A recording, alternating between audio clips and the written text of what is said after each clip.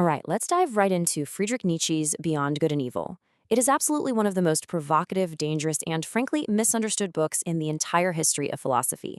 Today we are breaking down its architecture to really understand what he was getting at. Nietzsche actually once wrote that his ideal reader is a monster of courage and curiosity. We'll be using this Cambridge edition to channel that exact energy as we map out his most explosive concepts. Here is how we're going to tackle this explainer today. First, context in the preface. Second, parts 1 and 2 on free spirits. Third, parts 3 through 5 on religious morals. Fourth, parts 6 and 7 on true scholars. And finally, parts 8 and 9 asking, what is noble? Okay, part 1, context and the preface. Bending the bow. So, Nietzsche argues that pushing back against thousands of years of past dogmas like Plato's idea of pure spirit and the good in itself hasn't just exhausted Europe. No, it's actually created this magnificent tension. Picture a tightly drawn bow. Because of all that historical pressure, modern thinkers are now armed and ready to shoot at entirely new, unprecedented intellectual targets. And to hit those new targets, Nietzsche completely tosses out the old idea of absolute, capital T truth. He replaces it with what he calls perspectivism. He's basically saying, look, there is no single, objective view from nowhere. Viewing the world from different, even contradictory angles is absolutely essential. Every truth we hold is really just a partial truth, a perspectival fiction that we actually need just to navigate life. Moving on to part 2, Free Spirits, the dangerous perhaps. This brings us to a radically new type of thinker that he calls the philosophers of the dangerous perhaps. I love this phrase. These are folks who completely embrace total uncertainty. They dare to ask the questions no one else will touch. Like, hey, what if deception is actually more valuable to human survival than truth? They live right there in that space of massive intellectual risk. So what's driving this intense, dangerous curiosity? Well, it's his most famous concept, the will to power. If you want to understand Nietzsche, you have to grasp this. Forget standard physics or psychology. For him, if you look at the fundamental engine of the world from the inside out, it's simply this tyrannical drive of all living things to grow, overcome, and dominate. And the ones who really wield this power, he calls them the free spirits. They have some very specific traits. They are fiercely solitary. They totally reject the whole idea of a common good, basically arguing that if everyone agrees on it, it probably isn't worth much. They investigate things to the point of absolute cruelty. And really interestingly, they wear masks. They hide their true, delicate inner transformations from a judgmental society, which, feels incredibly relevant today in our era of constant oversharing.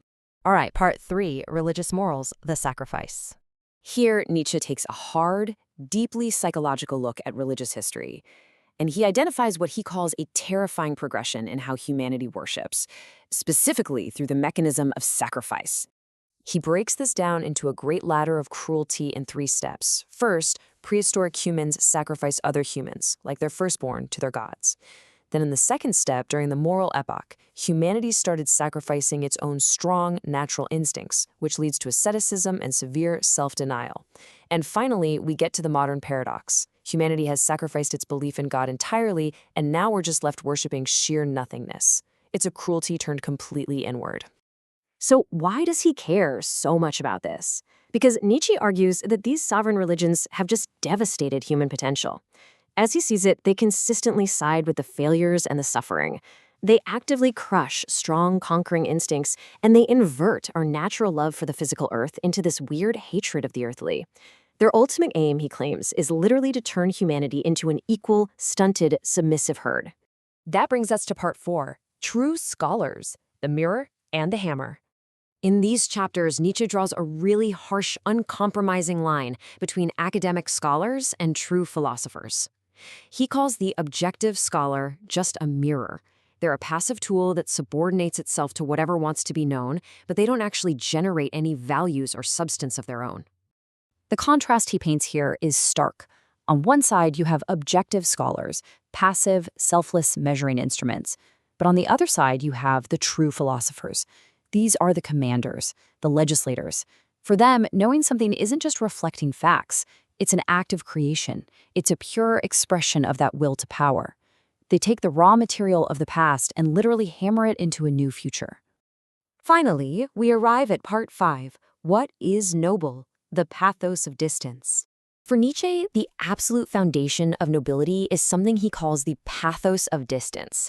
This is a deeply ingrained sense of rank and distinction between people, and he argues it's exactly this feeling of distance that forces an individual to constantly overcome themselves, pushing humanity to higher, rarer states of being. And this perfectly sets up his most famous and definitely most controversial dichotomy: master morality versus slave morality. Master morality, he says, was created by the proud. It equates good with the powerful and noble and bad with the weak. Conversely, slave morality is basically a psychological defense mechanism created by the oppressed. It flips the script, equating good with whatever is unthreatening and useful, and evil with anything powerful or dangerous. So what exactly does a noble soul look like? Well, it reveres itself.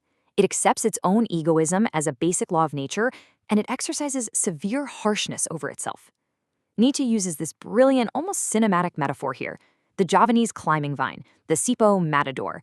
He says a noble aristocracy unapologetically wraps its arms around the societal oak tree beneath it, using those lower structures to burst forth into the clear sunlight of a higher existence. As we wrap up this explainer, we really have to ask ourselves the final provocative question that Nietzsche leaves echoing in our modern world. Will we remain comfortable in the dogmatic slumber of the herd, or do we actually have the courage to draw the bow, endure the dangerous perhaps, and forge entirely new values for the future? Thank you so much for exploring this with me today. Keep asking those tough questions, and I'll catch you in the next explainer.